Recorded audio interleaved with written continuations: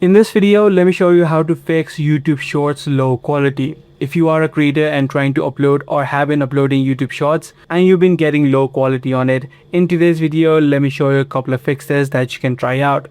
Now, the first thing you need to make sure that is if your video is in HD quality.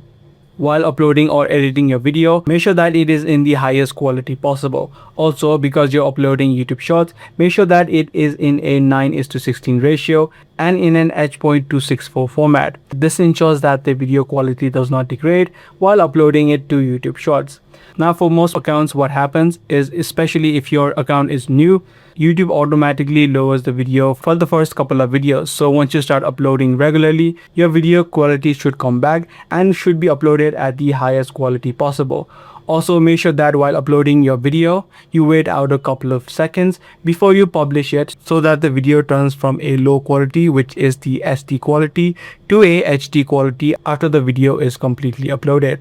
So once you make sure or ensure these couple of steps, you should be able to fix the YouTube Shorts low quality issue. If this guide video did help you out, do let us know. That's going to be all for today's video. I'm going to see you in the next one.